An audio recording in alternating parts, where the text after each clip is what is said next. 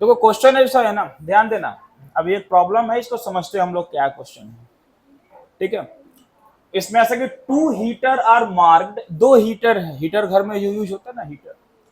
To heaters are marked 200 volt 300 watt and 200 volt 630 watt. दो heater है और दोनों हीटर पर कुछ मार्किंग किया हुआ। मान लो ऐसे समझते, दो हीटर और दोनों हीटर कैसे कंबाइंड है, सीरीज में।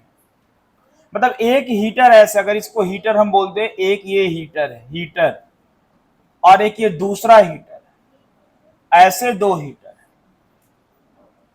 और ये दोनों हीटर सीरीज में कनेक्ट है। मतलब मान लो ऐसे सीरीज में कनेक्ट है, अरे यहाँ पे सिंबल समझ लो, ऐसे हीटर कनेक्ट है सीरीज में और इस पे मार्किंग किया हुआ। क्या मार्किंग किया हुआ, देखो इस हीटर पे मार्किंग किया हुआ 200 वोल्ट 630 वाट। इस हीटर पे क्या मार्किंग, इस पे किया हुआ 200 वोल्ट 300 वाट 300 वाट, और इस पे क्या मार्किंग किया हुआ 200 वोल्ट 200 वोल्ट 630 वाट। ठीक है, अब ये दोनों हीटर वो कंबाइंड किसमें, सीरीज में, और पूरा कॉम्बिनेशन कनेक्टेड है, पूरा कॉम्बिनेशन कनेक्टेड एक बैटरी से है, जो बैटरी 200 वोल्ट सप्लाई करता है, इससे कनेक्ट है। सारा बात समझ, कौन सा हीटर ज्यादा हीट प्रोड्यूस करेगा बताओ। अब ये क्वेश्चन हमारे पास है, कौन सा हीटर ज्यादा हीट प्रोड्यूस करेगा। आपको क्या समझाएं, सबसे पहले ये बताएं कि जब भी कुछ मार्किंग होता है ना, उस मार्किंग से सबसे पहले क्या फाइंड करते हैं हम लोग, रेजिस्टेंस फाइंड करते हैं। क्या फाइंड करते हैं, रेजिस्टेंस। ठीक है, उस मार्किंग से हम लोग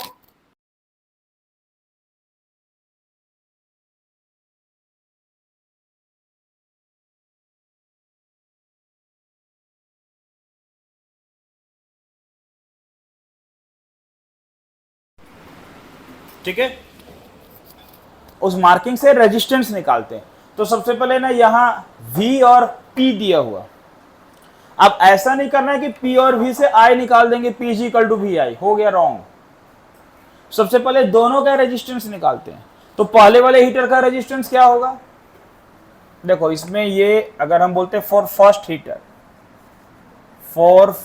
हीटर, उसके लिए P का मार्किंग है 200 वोल्ट, V का मार्किंग है 200 वोल्ट और P का मार्किंग है 630 वाट। अब आपको ये नहीं गलती करना ना कि P इक्वल टू VI निकालो, नहीं, करंट फ्लो होगा जिससे कनेक्शन के उस अकॉर्डिंग। ऐसा भी हो सकता था कि हम लोग का मार्किंग किया हुआ 200 वोल्ट और हम कनेक्शन कर रहे हैं 230 वोल्ट से 220 वोल्ट से, तो क्या होता, तो फिर करंट नहीं निकाल पाते हम लोग। करंट का जो फ्लो हो रहा, वो जो यहाँ कनेक्शन है वहां से हो रहा है, समझ में आ रहा बात।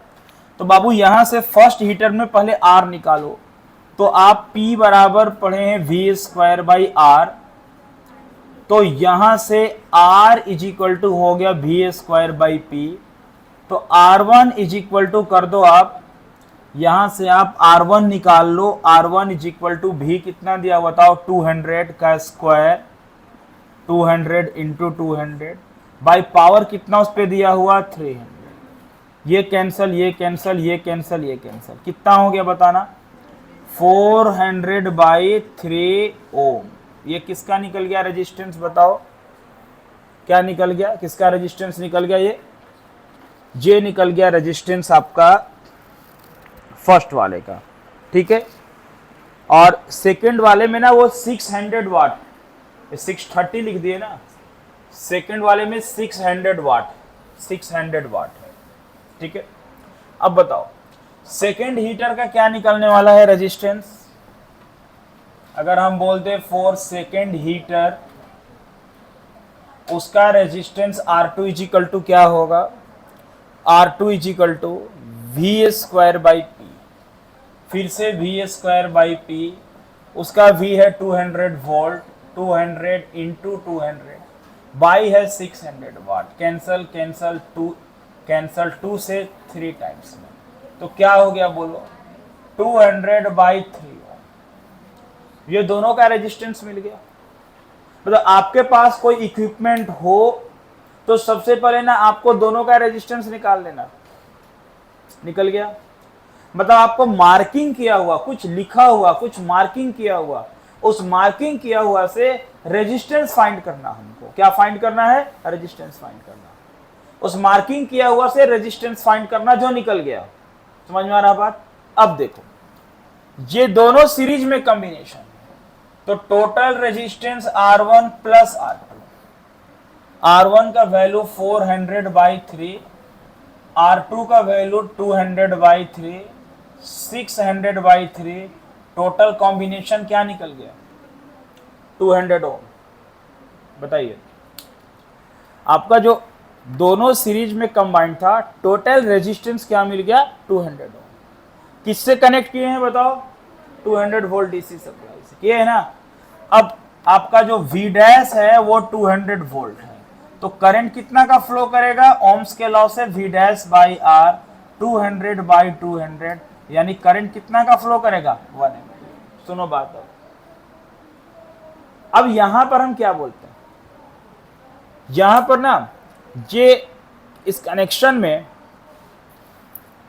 200 वोल्ट की जगह में अगर 220 वोल्ट होता तो आपको यहां 220 रखना पड़ता वहां पर, फिर करंट का वैल्यू कुछ और आता।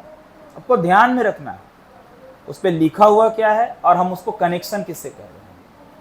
लिखा हुआ से, जो मार्किंग किया हुआ, उस मार्किंग से कभी भी आप करंट नहीं फाइंड करना। मार्किंग से करंट फाइंड करेंगे फंस जाएंगे।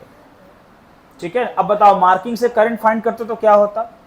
यहां P और V से P = VI, I कुछ और आता, और यहां अगर इसका मार्किंग किए से P = VI करते तो करंट कुछ और आता। तो क्या सीरीज कॉम्बिनेशन में अलग अलग करंट फ्लो करेगा? नहीं करेगा, तो सेम करंट फ्लो करेगा। यानी करंट का फ्लो होने के कारण तो इस बैटरी वाला 200 वोल्ट है। ठीक है, अब क्वेश्चन ये कि कौन सा हीटर ज्यादा हीट प्रोड्यूस करेगा? कौन सा हीटर ज्यादा हीट प्रोड्यूस करेगा? बताओ कौन सा हीटर करेगा? आप ध्यान देते देखो, ऐसे यहां से बात करते हैं तो हीट प्रोड्यूस वही करेगा जिसका पावर ज्यादा होगा। तो दोनों हीटर का पावर निकालते हैं।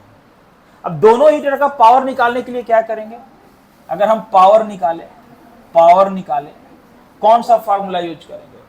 ठीक है, P बताओ क्या यूज करें? हमारे पास पावर का 3 फार्मूला, क्या क्या? एक है P VI, एक है P/I²R और एक है P/V²। फिलहाल इन दोनों से हम बात करें, बताओ इन दोनों में कौन सा फॉर्मूला यूज करें? अब कुछ लोग ये बोलते कोई भी यूज करो, नहीं, कोई यूज करेंगे तो फिर गलत आएगा। आपको ये देखना है कि कौन से फॉर्मूला यूज करने से पावर हम सही निकाल सकते हैं। बोले सर पावर का तो दोनों फॉर्मूला है। देखिए दोनों फॉर्मूला है, बट ध्यान देना, अगर हम ऐसा करते हैं P = VA²/R, तो आपको पता ना कि सीरीज कॉम्बिनेशन में इसका पोटेंशियल V1 कुछ और होगा और इसका पोटेंशियल V2 कुछ और होगा। तो आप अगर P = VA²/R का यूज करते हैं, इसका मतलब आप V के प्लेस में 200 वोल्ट लेंगे, जबकि 200 वोल्ट तो दोनों के लिए है।